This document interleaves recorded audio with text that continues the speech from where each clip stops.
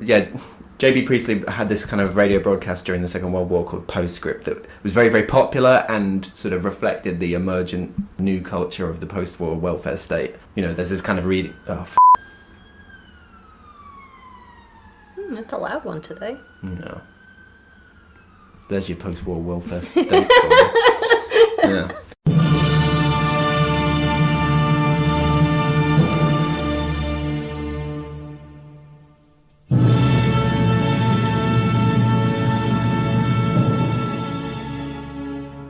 Welcome to Save Me From My Shelf, a literature podcast where we take classic tomes off their pedestal to make you less anxious about reading them. Our jokes come from a place of love and for a specific teaching purpose. However, if you think that making fun of great literature, and maybe some mild swearing, is offensive, this might not be the podcast for you. Hello, you are listening to Save Me From My Shelf. Core blimey over here is Daniel. What are they saying? Whistling Dixie. Here is Abby. Yep, exactly the part of the world I'm from. So we don't have any letters or recommendations today. We do have an announcement about our new master's degree in English here at Aston University. Plug it. So that program is starting in September 2023, and it's specifically geared towards teachers of English. Anyone can do it, obviously, but it's more specialized to help teachers of English. So if you are a teacher in the Midlands area and you would like Daniel and I to teach you and bring some of this baffling energy to you, right to your front doorstep, then please apply. We also have our tournament bracket up on Twitter if you would like to vote. Daniel and I have decided that if we do a season 4 in 2023, we're going to let you all, our lovely audience, pick one of our texts. One episode. Just one. Don't get greedy now. But go over there and vote. We're doing a sort of new tournament bracket, a new pair of texts to choose between every week. So, Daniel, what is our text today? Things have been hard. We've had to struggle, to make sacrifices, but to make tough decisions. Not everybody made it. Yeah, we pity them, sure. But we should be proud of our successes and ignore the grumblings of those we've left behind. We shouldn't be ashamed of the great things we've won by right for ourselves. Now is a good time, but an ever better one stretches before us, made in our image. An era of peace, prosperity, progress. You might call it the end of history even. But what year is it? 1912, 1945, 1992, 2007? It's all of the above, because we are doing An Inspector Calls by JB Priestley. Right, so it goes without saying that we are about to spoil this play for you. The trigger warnings are suicide, alcoholism, being forced into sex work, sexual assault, abandonment, and ham-fisted writing. Very good.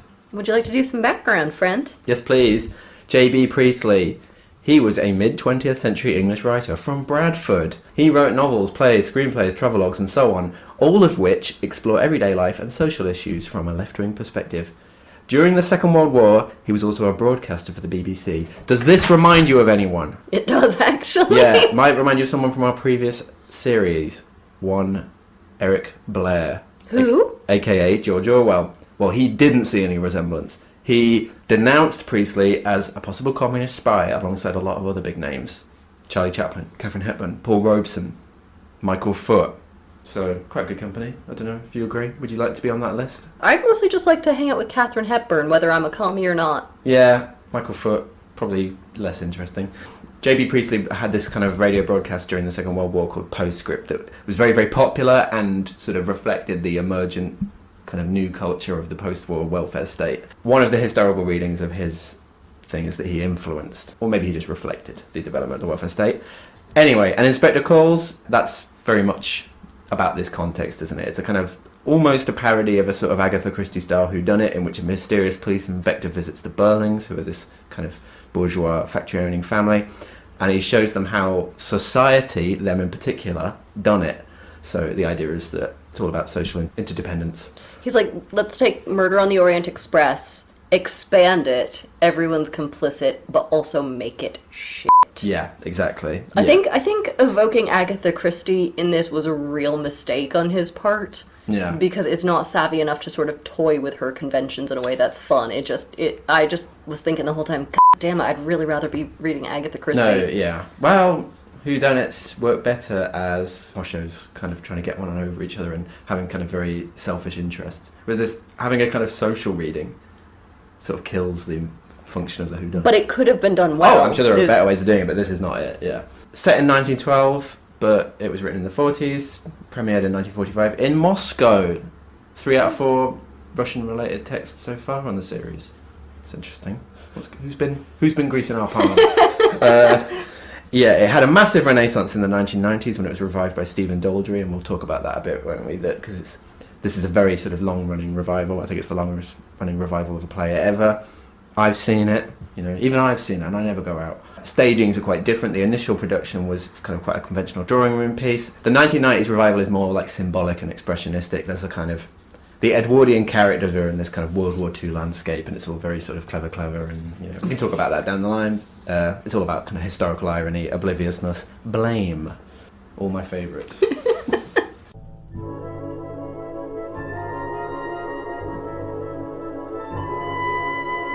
So, we open on the Burling household in Bromley, North Midlands, 1912. Could we talk about Bromley? Yeah. Bromley isn't a real place, is it, in the North Midlands? No. But it's supposed to be... It's kind of like a Birmingham light. No. Isn't it? I thought it was supposed to be a big manufacturing city. I think it's smaller than that. I think it's more of like a town dominated by a handful of mills. I was imagining more like Stoke or... Also, Birmingham's not the North Midlands, is it? Well, no, but I didn't know if it was trying to... subtly shift it. It could be Birmingham, I suppose. I don't know. I never imagined it as such. You look at a map of the Midlands, there's loads of like... No offence to the Midlands, right, but loads of crappy sort of mid-tier manufacturing, ex-manufacturing now, towns. Well, we've just lost all of our second division Midlands listeners. That's the thing about Birmingham, though, is it's like the king of the second division. It's just like a really big... It's like a rat king. A rat king amongst rats. Anyway, this prosperous manufacturing family is having a celebratory dinner. Celebratory. The father, Arthur, he's a sort of, self-made man. Abby's written dirtbag with money. Am I wrong? Well, he's not real. But from what I can infer from his character, yes, you're right. The mother, Sybil, is his cold social superior. He married up. The prefab I have here is, she's like a star, shimmering, distant, and her light went out long ago. Because, relativity. Didn't the theory of relativity come out in 1912? Didn't Einstein publish that? That's what it's all about. There is a time shit thing. A time shit? Yeah. What's a time shit? Crazy time shit going on. Oh, there is there's not a crazy time It's shit. a solitary time shit just on the carpet. No one's admitting it. It's not in stage directions. This is in our avant-garde production. Yeah, there we go. That's my casting then. No, we're off to a horrible start. Okay. Yeah. They have a shy son named Eric. And he's a bit of an idler and a trifler. If only we knew any other useless Erics who were the sons of tacky, rich men, maybe there'd be an interesting parallel there. But we don't. No. They have a pretty daughter named Sheila. You know what, Sheila? Yeah, I don't know what accent that is. I know what it's trying to be, but I don't know what it is. And they have a youngish family friend who's a sort of man about town called Gerald. So it turns out that Sheila, the daughter, and Gerald, the family friend, just got engaged, and that's what the family is celebrating. And they all tease each other in that cute way families do, and it's just perfectly revolting. Just nothing about their interactions in this opening bit is organic. They're all engaging with each other like goddamn Sims.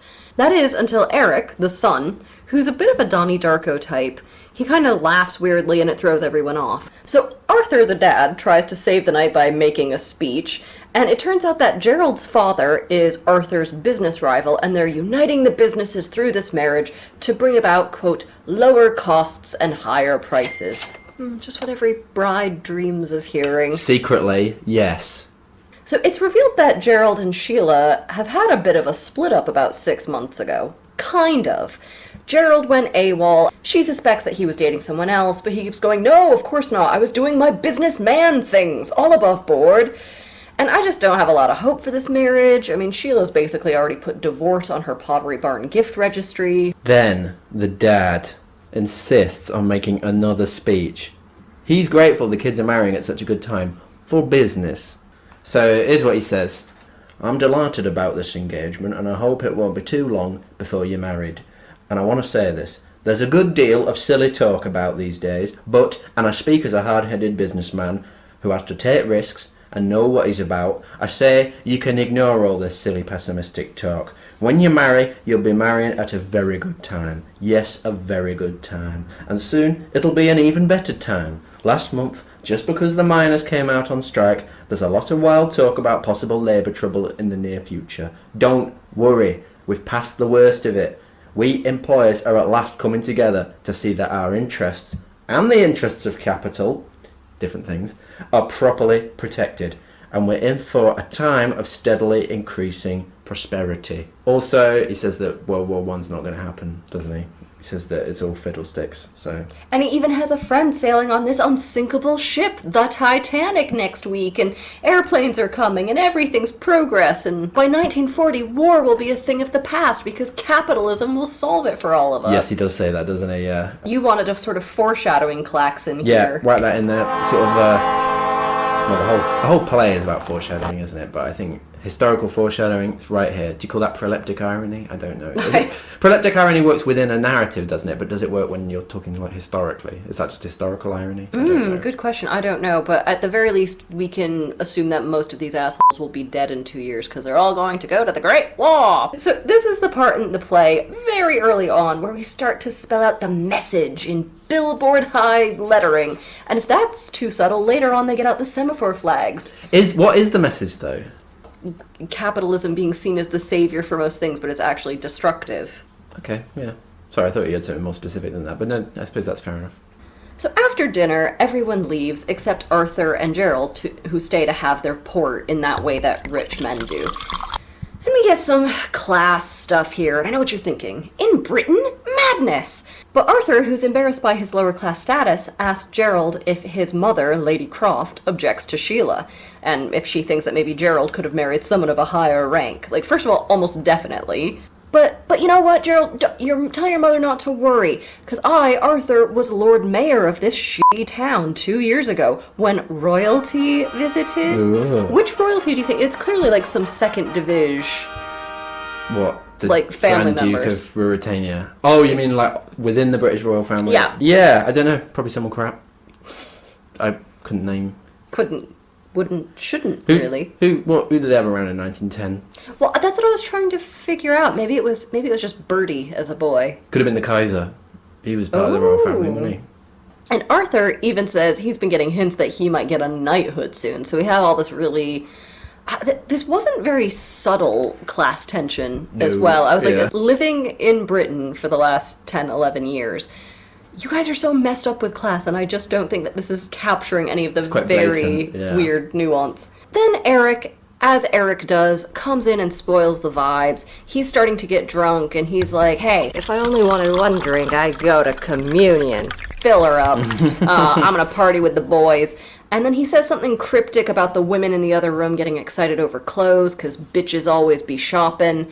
And so Arthur uses this opportunity to give us yet another long speech, because the man is a human drum solo. He's like, no, we're all listening to me now. I'm gonna do my thing. So he goes on about the youth today having it so easy, how in his day everyone worked twice as hard. I'm like, sir, in your day soda also had cocaine in it. But Arthur's major point is that you need to look out for number one, you cannot believe all this bollocks about socialism and us living in a social contract where people in society take care of each other. Yeah, I thought there was something kind of innocent about Mr. Burling thinking that you won't come to much harm if you just keep to yourself and just do your job. That seems like very naive. The utopianism of that sort of right-wing worldview is that you think that you'll be alright if you just work hard, whereas it doesn't work like that. No, I suppose that is a rather sweet way of reading it. He's a tragic figure in that sense. The play's a bit like Oedipus, I think, and I think he's a kind of Oedipal figure, isn't he, in the sense that a self-made man that is oblivious to his own various failings. Then, an inspector calls. Get the klaxon in for that. We don't have one. Hello, what's all this then? He's let in by the maid. So the noted shit stirrer has entered the play. His name is Inspector Ghoul. He comes in, greets the men, and says that a young woman has just died in the local infirmary after swallowing disinfectant. It was suicide, not an accident, and she's left a diary. Her name is Eva Smith. Any relation? To me. Yeah. Well, it's this neck of the woods. Could be. Laboring stock. Labelling stock. She worked in the supermarket, didn't she? Arthur is vaguely familiar with the name, but he isn't sure how he knows it. The inspector shows Arthur a picture of her, but he won't let Eric or Gerald see it. Wait, I'm sorry. Arthur is vaguely familiar with somebody whose last name is Smith? They could have given her something a little bit jazzier. Like Aloysius Shabadoo. She might be a bit of an every woman, who knows? Yeah, I know. No, I know you know that. Because it says that later on. Eva Smith worked for him, Arthur that is, but he was fired by... No, but she fired him. No. Jesus. But he fired her 2 years ago. She had instigated a strike at the factory, and that is not allowed, is it? You shouldn't do that. I wrote, that's simply just not cricket, because I wanted you to say it so badly. I don't think Arthur Burling or Eva Smith would say that. But Daniel, it's not fun when you don't take the bait. Arthur denies any link between his actions and Eva's suicide. The inspector says, well, I'm here to investigate a chain of events following your actions. And Burling's like, oh, well, put like that, there's something in what you say. Still, I can't accept any responsibility. If we were all responsible for everything that happened to everybody we'd had anything to do with, it would be very awkward, wouldn't it? Yeah, he's kind of right, isn't he? Like, how does that work then? How does justice in the form of the police and the law work in, if you are going to extend it to everybody's connections to everyone's complicity? Well, that's why I think, first of all, this is the most boring episode of Cops I've ever seen. And secondly, I think this is why the play doesn't really work, because a moral condemnation of society and its structures is not the same thing as pursuing established law, which is Gould's prerogative. Yeah. I wonder if that's the point, though. I think maybe that's part of it, that Gould is the wrong instrument to solve the wrong problem, almost. Or something weird like that's going on. I feel like you could find something slightly cleverer. If you look really, really hard. Yeah. You get out your jeweler's loop. Yeah, exactly. Yeah. So from this point on in the play, we don't really hear much from Arthur. He goes very quiet, so I guess he's a little overwhelmed by everything. He has to go sit quietly in the corner and reboot like he's a Windows 95 operating system. So Sheila comes in to where she assumes the men are just, still having their port. And the men try to protect her from everything that's going on. They're like, don't learn about Eva's horrible death. But the inspector tells her anyway. And he says, you know what? I'm here to talk to everyone in the family, because there's more to this than Arthur realizes, and they all might be involved. In short, y'all better brace yourself, because I'm about to root around your family secrets like a truffling pig. Mm-hmm. Everyone else says this is ridiculous. They've never even heard of an Eva Smith. So what if, she worked for Arthur and instigated labor strikes and he fired her? That's his prerogative as a sort of Edwardian capitalist. That is, just a scoop of vanilla, friend. This is nothing exciting on his part. But, the inspector tells them, after Eva Smith got sacked from the factory, she started going by a different name, so maybe you might know her as somebody else. Aloysius Shabadoo. She's dressed as a man as well. Eva was desperate. No family, no money, just staring hungrily into windows like she's a little match girl out in the snow. But, finally, after getting sacked, she managed to get a job in actually quite a nice dress shop, so things are on the up and up for her. But then she got fired when a customer complained about her. So the inspector pulls Sheila aside. He shows her Eva's photo. Sheila starts weeping and shaking like she's some sort of unhinged beauty pageant winner. In case you couldn't guess it, Sheila was the complaining customer. Oh, the complicity. And she confesses that she got Eva fired because, this is so stupid, when she was shopping there, Sheila was admiring herself in the mirror as she's trying on this kinda ugly dress, and she saw Eva smiling knowingly at another assistant because the outfit Sheila was trying on was fug. And worst of all, Eva was kind of adorable, and she would have looked great in that shitty outfit. It would have suited her so much better. Yeah, so I feel like the inspector kind of needs a cool CSI Miami line at the end of every one of these exchanges. Like, this is the bit where he slowly puts on his sunglasses while saying, "It sounds like it was Death Cab for Cutie." Yeah. In fairness to Sheila, it does have to be a little bit embarrassing, especially because the store's motto is, if we can't make you look good, you ugly. Eric's there still, remember him? And he's like, oh, I'm quite drunk and I want to go to bed. I'm tired and I want to go to bed. All that stuff. The inspector says, no, we're not done torturing your sister.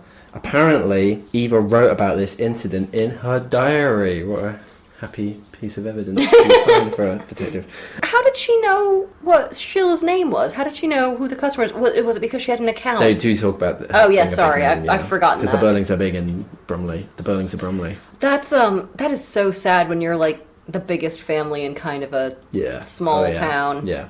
Yeah, you'll never measure bras in this fucking town again. So, after getting sacked from the shop, she changed her name to Daisy Renton. Gerald gasps. The inspector leaves the room to discuss something privately with Eric. Sheila, who's no fool, confronts Gerald and says he must have been dating this Daisy character 6 months ago when she and Gerald were on a break. How unpredictable. I am shocked. Yeah. And appalled, and I need to find some pearls to clutch. Who could have predicted? Gerald says yes, but he says he hasn't seen Eva Daisy. Yeah, what do we call her? Viola. Viola Cesario. Should we just keep calling her Eva, even though she's also known as Daisy? Let's keep calling her Eva. Okay, but he hasn't seen Eva Daisy in 6 months, and they should hide this information from the inspector. Sheila goes, oh, don't be an idiot. Even if you hadn't given yourself away by gasping, he clearly has more info from Eva's diary, dummy. That's not a direct quote, but that's how she talks. Right, so that's the end of Act 1. Hurry. How many more have we got? Too many. All right, okay. So the inspector comes back in after whatever weird little conversation he had with Eric, and he's like, all right, Sheila, I'm done with you. You can leave. Now that you're just like a graveyard of broken dreams and self-awareness, right? But he has more questions to ask other people. And Sheila's like, I am obviously going to stay. Are you crazy? And she grabs her popcorn and she pulls up a chair ready to watch the rest of her family be emotionally destroyed. Gerald's like, no, darling, you should leave. I want to protect young women from unpleasant things. And the inspector kind of says, well, we all know one young woman who wasn't protected, don't we? And I just think this whole bit is so naff. Just briefly, Gerald accuses Sheila of wanting to stay so she can see Gerald put through the same treatment that she was. So there's a lot of sort of Schadenfreude stuff in the play, isn't there? Well, yeah, this is a good start to an engagement. Yeah, I think so. Yeah. Also, can we just ask, Inspector Gould, sir, is this a good use of taxpayer dollars? You said that this is clearly a suicide, so did your line manager sign you off on this investigation? Because, friend, the souls of men is not your jurisdiction. This made me so mad the first time I read this. I'm like, why are you here? So Sheila and Gerald then start to bicker under all this pressure prompted by their massive guilt. And then Sybil Burling, Sheila's mother, comes in to go up against the inspector. So she's kind of tagging in like it's pro wrestling. She runs in through the door in a funny way, doesn't she? And everyone goes, yeah. Sheila begs her not to because Sheila's anticipating postmodernism and Jean-Paul Sartre.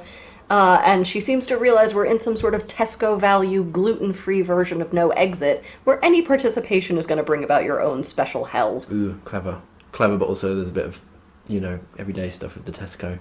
That's the sort of joke I like. So, Sybil gives Sheila the brush off and starts embarrassingly throwing their position around in a very, don't you know who my husband is, sort of way.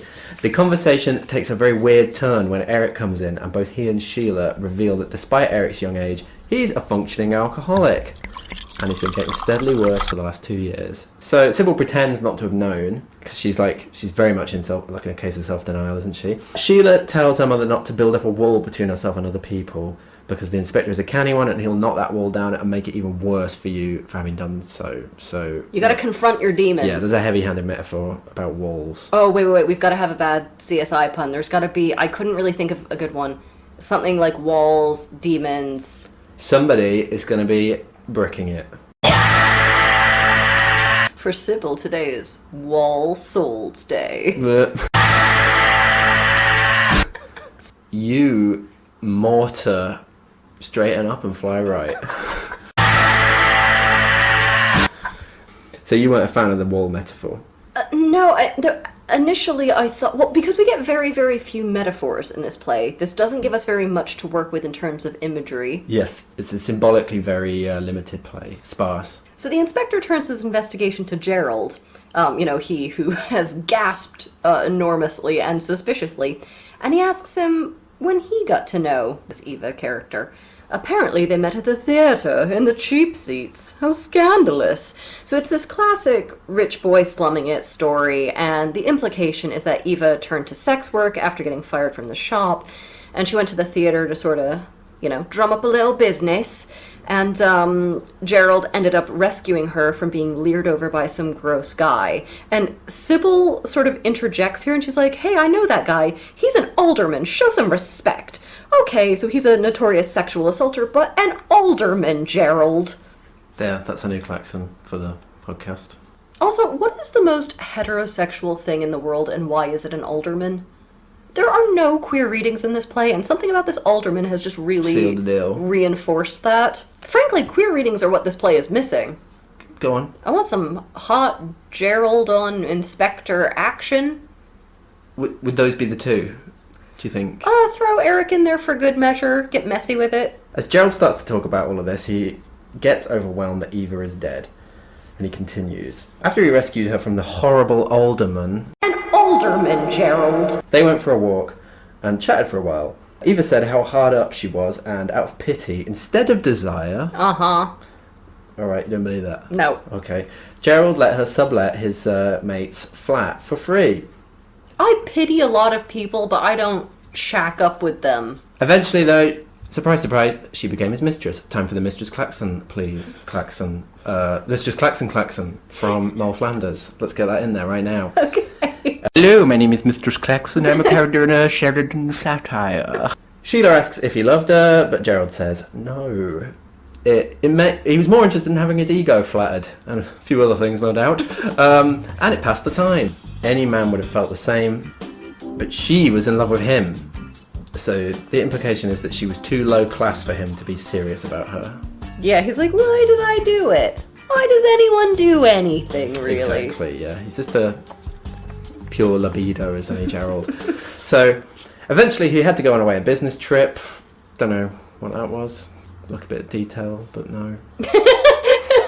Bit like. Could you give us a little texture, Priestley? No, we're good. Tahiti or something for the worsted factory. He had to go on a business trip and decided to break it off properly. Eva was heartbroken but gallant about it, saying that this was the happiest she's been in a long time, but she was like, well, I suppose it had to end at some point. She took the little money she saved and moved out of the flat. Gerald said that she'd talked about leaving Bromley. Oh, Bromley, yeah. Are you just getting that now? Sorry, yeah. Birmingham, Bromley. Could be Bromwich as well, I suppose, like West Bromwich. But anyway, he asked the inspector if she ever did leave Bromley. The inspector says yes, she moved to the seaside for a few months. So Gerald says he's more distraught by this than he expected to be, and he asks if he can go for a walk if he promises to come back. And the inspector's like, yeah, sure. And as he's leaving, he's starting to walk off all sad like George Michael Bluth to that Charlie Brown song. Sheila gives him back her engagement ring, and he's like, yeah, I was kinda expecting that. Sheila says she actually hated him a lot more at dinner when she knew that he was lying about when he disappeared during their courtship and blamed it all on work, and she respects him a lot more now for taking responsibility. But it's not like she can marry him now. They're different people who have to confront the consequences of their actions, and they'd just have to get to know each other all over again. And Gerald's like, okay, and he leaves. The inspector next turns to Sybil and shows her the photo of Eva. She doesn't recognise the girl, but the inspector says she's just pretending not to. Like she pretended she didn't know about Eric's drinking. She's a faker. Then they hear the door slam. Has Gerald returned or Eric left? One of the cliffhangers of the play. Arthur, who's been pretty quiet during all of this, goes to check. It's Eric who's gone. So Sybil then admits that she's part of or is there something to admit? I don't know. Yeah, she's a member of a ladies' charity for distressed women, and this Eva character did indeed show up 2 weeks ago asking for help. But she asked for help under a new name, Mrs. Burling, Sybil's own name. Sorry, I thought I had something to say there, but I was struck dumb by how stupid this play is. Okay. So clearly Eva has gotten involved with either Arthur or Eric then, and is going by their name. Or it could just be coincidence. What, there's another Burling family she's wrapped up in? Right, it just could be a pseudonym, couldn't it? Naturally, Sybil thought this was gross impudence and rejected the young woman's request for financial help. So this is what she said. We are asked to look carefully into the claims made upon us. I wasn't satisfied with the girl's claim, and in spite of what's happened to the girl since, I consider I did my duty. deserving and undeserving poor, all that. But this play is just so heavy-handed and moralistically pleading that I feel like at the end of it, Nancy Pelosi is going to come out and ask me for $15. Yes, yeah. So Sybil defends her choice. This girl's request just didn't hold up to snuff, and she was proud, I say, of rejecting it, and she's done nothing wrong.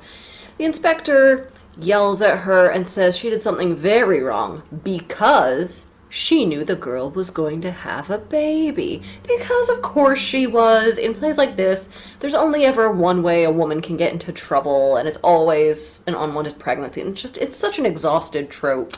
Yeah. I've written here that I want you to come up with alternative suggestions of what could have happened to her. This is not me being an arse. I genuinely want some suggestions for what could have happened to Eva Smith. List them. About to get nabbed for starting an illegal dogfighting ring. Fell afoul of a curse. Exploited by a German spy for setting the groundwork for World War I. Very good, yes. Took a day job so miserable she offed herself. And also, isn't just being crushingly poor enough. We had to throw an unwanted kid on top of that. Alright, yeah. The family is horrified that Sybil would turn down a woman who clearly needed help that badly, but Sybil doubles down. She says Eva was a liar and a commoner who couldn't have all of these fine feelings she professed, and if she even knew who the father of her baby was, she should have just compelled him to marry her, and that would have just sorted it. Bitch, he could have been already married, he could be underage, which I'm not entirely sure how old Eric is. I was actually really hoping that this was a bit of a grift, and that Eva was, like, happily taken care of, maybe not even pregnant at all, and just trying to get money out of these people somehow, her, top. Sybil then says that Eva told the ladies' charity that the father was just this silly young man who drank too much, wink wink, who's that, and she refused to take any more of his money. And Sybil says that girls of her sort don't refuse money, so she must be lying. Eva told Sybil that the young man, during one of his benders, even confessed to her that he had been stealing the money he was spending on her, and she was so disgusted by that she didn't want anything more to do with him. So clearly this is gonna be Eric, and I just did not expect a white-collar crime twist from Junior this late in the play. I respect him a lot more for this. I just think that he and Eva should bring down the factory from the inside. I hope he forges a bunch of paperwork and they turn it into a co-op. Okay, Sybil, a moron of the highest order. She says, no, I accept zero responsibility for the girl's suicide. It's this young lad, whoever he is, who should be found and made an example of. This lad's to blame. The inspector should go public with him. Humiliate him and his whole family. You know how people do that thing where they pull a shirt up over somebody's head before they sucker punch them? She is doing that to herself. She is pulling her shirt up over her head and exposing her tender undercarriage. I hate this play so fucking much. God damn it! It makes me so mad I could just spit nails and die! Well, maybe under communism we'll have better plays, I don't know. So, Sheila can see where this is going and she begs her mother to stop. Then the door opens and Eric walks in. End of Act 2. So the whole family starts squabbling, and they're all disappointed in each other for different things. Everyone's pointing fingers. It just turns into the Salem bitchcraft trials here. And the inspector's like, guys, do therapy later. I gotta get on with this investigation. And I'm sitting here going, investigation into what, sir? This is a clear-cut suicide. You told us that. So there better be a secret murder at the end of this, because being an asshole is sadly not a crime. What are the causes of suicide that would be blameless in the world of Inspector Gould, I'm wondering? Well, exactly. Just like a pure depression sort of thing. Even then. Then we get Eric's story. Stop. Eric is now outed as an alky. We all know that now, don't we? We love him for it. He goes to have a drink, because he obviously needs one. And even Inspector Gould says it, doesn't he? He knows his way around a decanter. What is this bit? Here's the stage direction. Eric goes for a whiskey. His whole manner of handling the decanter and then the drink shows his familiarity with quick, heavy drinking. What does that mean? I think it means he's twizzling the crystal decanter around like he's Tom Cruise in Cocktail. Is it? Is he really like doing all tricks and yeah, he's like doing like an ollie with it? It's like an ollie. He's like auditioning for Coyote Ugly. Right. Okay. So he's on top of the drinks cabinet. He's lighting fires around, yeah. Okay. Well, I would like to see maybe like a mashup of different adaptations of this play and how they deal with that particular stage direction. Hopefully some of them do have the Coyote Ugly element. Right, so that's our little stage direction. So Eric's, knocking back the sauce. And we get the rest of the story. After Gerald left her, Eva seemed to be trying her hand at sex work properly this time. You know, she had nowhere to go and no money. Eric met Eva in the same place that Gerald had met her, at the theater. You know what they say, one man's trash is another man's unenthusiastic concubine. So they had some drinks, they went back to her place, but then she changed her mind and she's like, yeah, I can't really do this. Eric, however, was in a bit of a mean drunk that night, and he pressures her to have sex with him out of a fear of what he'd do to her if she didn't comply. Eric's all of a sudden, like, a rapist now? Yeah. What the hell? So, he ran into her again 2 weeks later, they had a few more drinks, and a better time. Yeah, but you know she is faking every second of that. I mean, he was definitely getting the side B tracks of her fake moans. Right. Okay. They meet up some more after that, and eventually she tells him that she's going to have a baby. Eva says she doesn't want Eric to marry her. He's more of a kid brother type. So. Yeah, let's be honest here. Eric is not exactly a young Paris at Mount Ida. Ain't no goddesses about to give him the golden apple of discord. Plus, I mean, compare him to the raw masculinity of Gerald. Yeah, she's like, but I do need your help to support the kid. Eric doesn't fancy getting a job. Oh, didums, Yeah. I'm sorry. So he instead manages to get £50 to tide her over. How did he get the £50? We'll find out. First of all, though, measuring worth. If you want to compare the value of £50 in 1912, there are 4 choices. You all know them. Oh, God. The real wage or real wealth value of that income, so that's the inflation one, is £5,267 today. In terms of labour earnings, it's £20,910, so it's quite a lot, isn't it? Imagine that. That's quite a, it's not, it's like about the median salary or something, isn't it, these days? Relative income value of that wealth is £31,410, so that includes, inheritance and shit. Finally, the kind of proportional clout within the economy is, you get your sound effects, you can't also make them. This is only funny because of that's sleepy sound effect. The relative output value of that income or wealth is £49,960. That's quite a lot of money to steal, isn't it? It's almost £50,000 in today's money. Imagine that if you nick that. Why did she need more than that then after that? If he gave her 50 quid?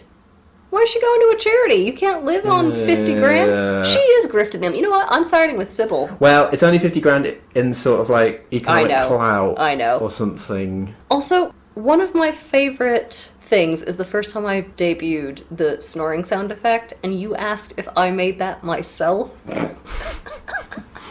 No is the answer. No, I did not. Okay. But yeah, so Arthur, who's been very, very quiet after he spent the first act just giving speech after speech, and then these 2 acts he's just silent in the background pretty much. This is when he flips out and he's like, Eric, where the hell did you get £50? Because apparently Daddy keeps the purse strings real tight. Eric then admits, okay, I've been embezzling from your office, father. But when Eva figured out that it was stolen money, she kicked him to the curb. Yeah, she's a saintly figure, isn't she? She's all good, all the way through. Oh, saintly Eva. Why are you locking eyes with me like this? Alright. Keep going. Yes, so she may be beautiful and noble of heart, far beyond the lot of mortal woman, but that is cold comfort. Understandably, the whole family has a go at Eric.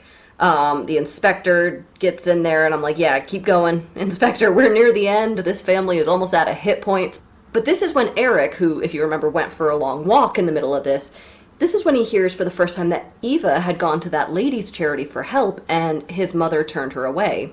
Eric says it's his mother's fault, that she killed Eva and her own grandchild, and the inspector just lays into everyone and says that they're all responsible for her death, and they must never forget the role they played, that it's too late to even say they're sorry. Are you sure you got the message of the play, though, Daniel? I mean, Priestley's barely told us 17 times.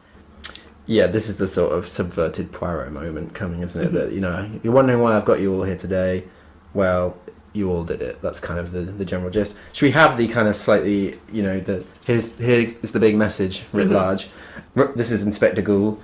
Remember this, one Eva Smith is gone, but there are millions and millions and millions of Eva Smiths and John Smiths still left with us, with their lives, their hopes and fears, their suffering and chance of happiness all intertwined with our lives and what we think and say and do. We don't live alone. We are members of one body. We are responsible for each other. And I tell you that the time will soon come when, if men do not learn that lesson, then they will be taught it in fire and blood and anguish. Good night. Sir, this is a Wendy's drive-through. So the family all goes back to squabbling.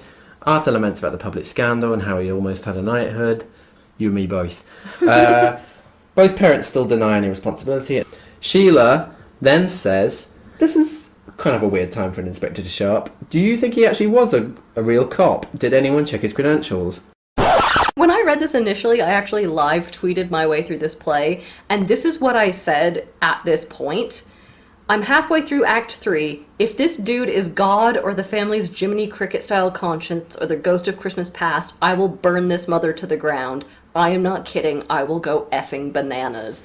That was my reaction. Well, it is, I think we'd say this maybe more in the analysis, but it is very similar to A Christmas Carol, isn't it? Yeah. The doorbell rings at this point. The maid Edna, who, has been sort of flitting in and out of this play in the background, she says, it's Gerald. He's come back, as he promised. And while he was out on his walk, Gerald kind of had that, moment. He's reached the same conclusion on his own. Inspector Goole might not be a real cop. And while he's walking, Gerald ran into a sergeant that he knew, and he asked about Inspector Goole. And the sergeant's like, sorry, there's nobody on the force by that name, or anyone who even sounds remotely like this guy. So Arthur, head of the family, been pretty quiet and passive up to this point. His daddy's back in town now that there's not another alpha male there. He's like, right, I'm going to confirm this for myself. And so he rings up the chief constable. It's true. There is no Inspector Goole on the force. I'd like it if he said it kind of like an old-timey Wild West person. There hasn't been a ghoul around these parts in 100 years. That's not mine, that's from My Favorite Murder, but... It is still a thing. It's still a thing. I was also really, really hoping that Edna the maid, who does come in and out of the play a little bit, had orchestrated some kind of distraction with Goole and was quietly robbing the family blind upstairs. I really thought this play was going to go in a much cooler direction and that Goole was some sort of like long con guy getting them all worked up for completely pedestrian motives. Also completely selfish motives. Yeah, or that, Eva was alive and maybe this was like a revenge scheme. I feel like this is such a wasted opportunity. Yeah, you could make it a lot more satirical and a lot less preachy. Well, because the preachiness, then if it's exactly. really... it's undercut, it becomes a kind of, you're like, well, what is the message of the... That would be so much more interesting. I, for one, am just glad that this play finally answers that age-old question, what if socialism were a cop? Sheila keeps repeating to the family that it doesn't matter if Gould was a real inspector or not, because what's important is what we all learned, the friends we made along the way. We all engage with our demons. Arthur thinks that this could be some kind of corporate espionage hoax laid out by his enemies. He and Sybil go into kind of PR control mode, don't they? Eric and Sheila accept full blame for their role in Eva's death, and Gerald, who kind of until this point had been of the sort of Eric and Sheila camp, he's like, do we even know that we drove her to suicide? Are we sure we're responsible? All we know is that we were involved in her life at some point. Are we even sure this is the same girl? So Gerald... He's turning again the whole enterprise. My dude, you were such a good egg for such a big part of this play. Do we believe this character arc? I think I do, yeah. It's that sort of bourgeois self-protection thing that it's not like you're amoral, but you do recognise when you're like, bad things happen and you're mixed up in it, but you're like, then very quickly the kind of gears start turning and you go into sort of self-preservation mode. Once the authority is gone, once he finds out that Gould is not a real inspector on this force... that sort of undercuts all the blame he allowed himself to feel because an authority figure is not telling him. He's such a little toady, I think, in these ways. Well, exactly, yeah. It's only within the social framework of roles like inspectors and things that it matters. Even if, because Sheila says, oh, but we still did it. And he's like, but for Gerald, that's not the point. It's not the point that you did it. It's not like a cosmic thing. It's, as you say, it's like a structural thing. Arthur's like, this all might be a kind of long con, including the inspector. We don't know for sure that the girl actually died. Let's call the infirmary. So he calls the hospital, and it turns out that no girl died today. Yeah. No suicides in months. Oh. 0 days since her last suicide. The whole family breathe a sigh of relief, except Sheila, who says that they're forgetting that they really did do the horrible things they confessed to. And even if it didn't end up badly this time, it could do so in the future. Way to harsh everyone's buzz. So they all want to sweep the whole mess under the carpet and just pretend nothing happened.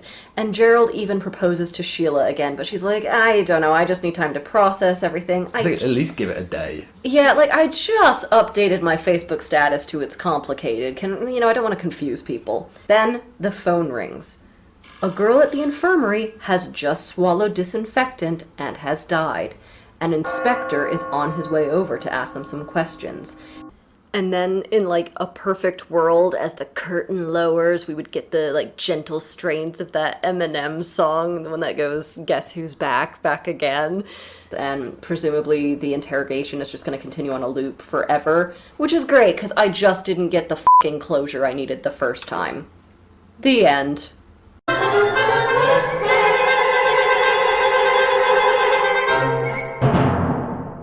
Yeah, so a film adaptation of this, we need something to overcome the schmaltzy sentimentality. I feel like this could be, if played right, a deeply weird, anxious, and much more interesting play if it's sort of given the right treatment. I want to see David Lynch's An Inspector Calls.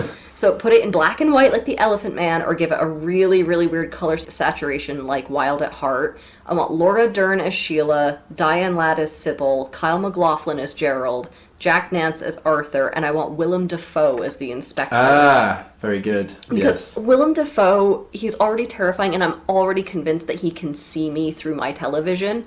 Visually, this would be cool as balls. Like, David Lynch does a lot of weird stuff with space and time. Right, and now for our segment, Bad Goodreads Reviews. So this one I know is satirical, but it amused me nonetheless. Somebody's had a very good time with their review. As a hardcore capitalist, I find this book frankly offensive.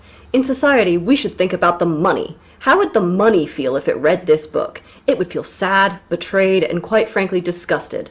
Money is quite the girl boss, along with my G, Mr. Burling, 1 star. Why would you bother to write something? Unless do you think that's a sort of a potent, pastiche or a piss take of the morality of the play anyway? Yeah. Is that what they're doing? Multiple things going on, I think. Ooh, yeah. Levels upon levels, layers on layers. this one, just the baffled energy of it. I loved it. Had to write about this book in my exam. It's not even a book. It's a play. 1 star. just a sort of, why did you do this to me? So, is this just a Twilight Zone plot then? Or is it like an actual Sartre ripoff? Yeah, I think it's more in that sort of vein. I think it's meant to be a kind of, not like allegorical, sort of symbolic type thing going on. I don't think... But the weird thing is that because it has all those references to the Titanic and stuff, we're kind of stuck halfway between it having a sense of social realism and then also just being a sort of something a bit more abstract, which makes it sort of trapped between the two, so we don't really know what it is.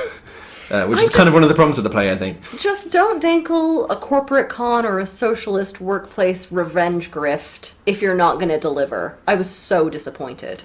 Because it's not really about anything, is it? Like, what is it for? Did you learn a lesson here today? Apart from, capitalism is stern and capitalism is unforgiving and Jeff Bezos and I need to mend our ways. Or I learned that I should just get rich enough to buy a private jet, and I hope that you and all the rest of the poors hurt your necks looking up at it. Well, it's weird because, as we've been saying, that although Gould, he's not wrong in the things that he says, but it's kind of his purpose being there feels wrong. Yeah. The whole conceit of him being an inspector dealing with a kind of suicide case feels convoluted and strange.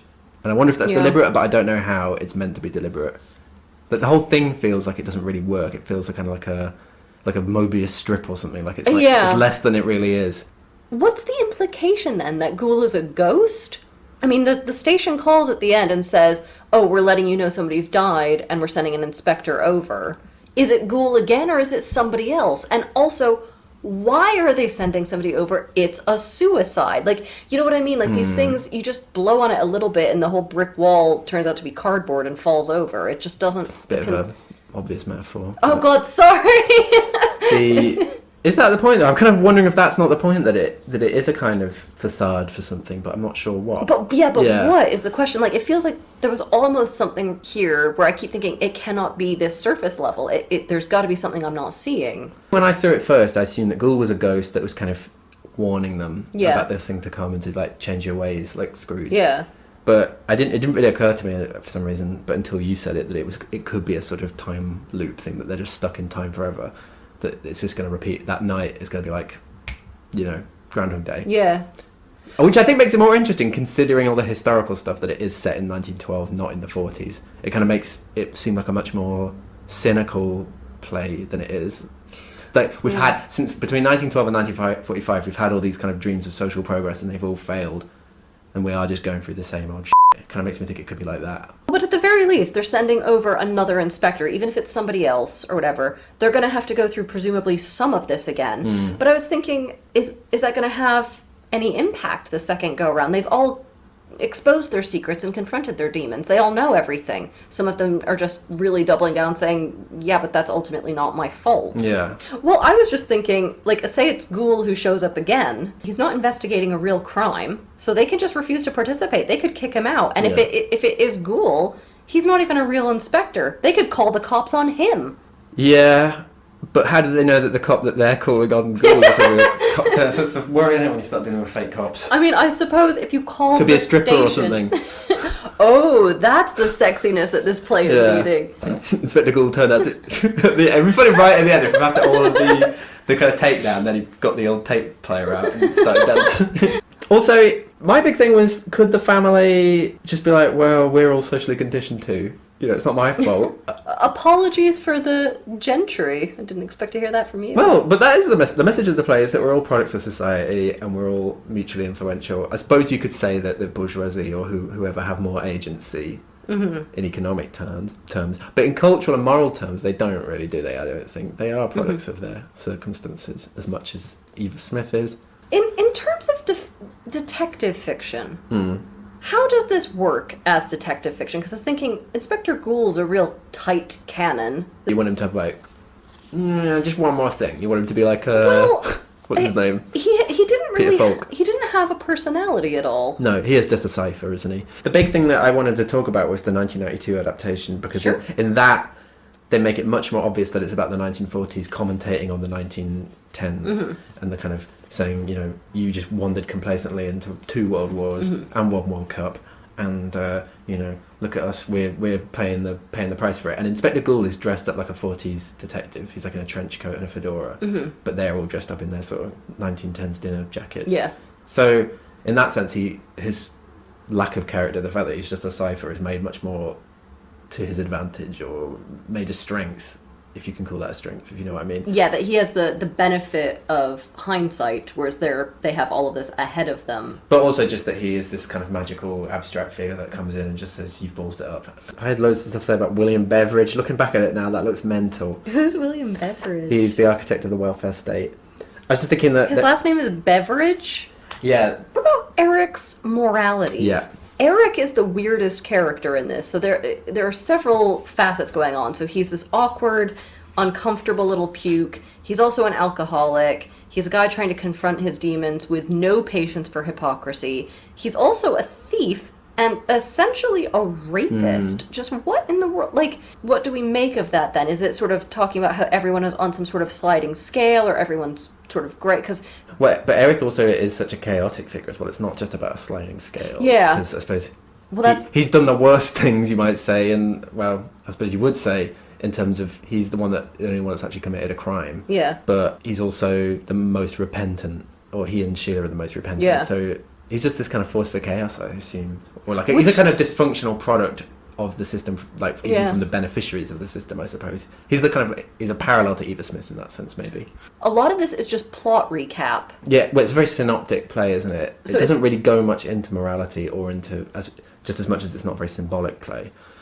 So we are just kind of left with like, well, what's the point of this weird character? You're right. You and I had a hard time with this because we're recapping what's essentially a pretty basic recap already. Yeah. So it's like, well, I felt like I was reading aloud the Wikipedia page. Well, exactly. Not so much as it's not just a synoptic play, in as much as it doesn't really have much kind of poetical language or whatever. But also, yeah, you're right that it is just Ghoul recounting things that people have done to them, or people recounting. Yeah. So you kind of like, it doesn't show, it tells. Can we just talk about the one overt metaphor we get in this, which is, Sheila's always going on about how her mother has walls around her heart. I mean, medically speaking, Sheila's a liar, but the metaphor itself is just very clunky. And I didn't know, is this an attempt at, like a bad attempt at psychology? Because, I mean, this is when, psychology is getting very popular, as we've talked about for several of the texts in this show. Like, any text that we have in the 50s, I'm like, because psychology has arrived. And I didn't know if this was Priestley attempting to interrogate that a little bit. Like, her level of denial is extraordinary. But it doesn't really go anywhere. Well, I mean, Crime and Punishment is 100 years older than this, and that has far Way more more psychological insight. So I don't know if we could talk about it purely in terms of history. Although I suppose maybe you could talk about how psychoanalysis is so like mechanized or blunt, medicalized that these sorts of like heavy-handed attempts at exploring psychology are more of this period. But I don't know. It just felt a bit like it felt like it's like he heard about it from a friend but didn't quite know what it was. It does seem a bit ill-informed, the play, doesn't it? At a cocktail party somewhere, somebody was explaining Freud to him. There wasn't really much of their resistance either, was there? They all kind of came clean quite quickly, and even talking about attempts at resisting is over with pretty quickly. Yeah, the play, I hate to say it, but the play could be a bit longer, couldn't it? There could be more stuff going on in this. I wonder who it's for. What is it for? What was this for? Why did it happen? Oh no, Daniel's getting into the big existentialist questions. What's it all for? Yeah. Write in, people, if you have an idea. Message boards are going to light up tonight. I really would not like to do GCSE. I mean, it's not necessarily a bad play. I remember enjoying the production I saw. I could see this being a good play, but to study this seems like a very hard play for GCSE. It's dry. Yeah. Yes, dry is what it is. There's just, I mean, like, we're sitting here, we both have PhDs in literature, and we're trying to carve something out of this that could reasonably be useful for GCSE or A-level or something. I got nothing. I feel like I'd need to use that PhD in a way I've never used before to get something out of this. Because I feel like you also need a really specific in-depth context of both 1945 and 1912, and to understand very deeply the cultural and social differences between the two and what's in between them and what's coming, to be able to really, if this is a commentary on one time period looking at another, you need to kind of know both of them really well to get the nuance. And I think everybody goes to see that 92 revival, which is still on now. You also need to know about 92, the post just immediately after the Cold War. So your homework is Francis Fukuyama, Beveridge, and who's someone from 1912? Veblen? Was he working then? Yeah, bit of Torstein Violin, whack him in there. Yeah, Max Weber. Seems like hard work to me, but whatever. What do I know? Right, so here's some advice. Actually, do you want to do it? Because this is Daniel's advice today.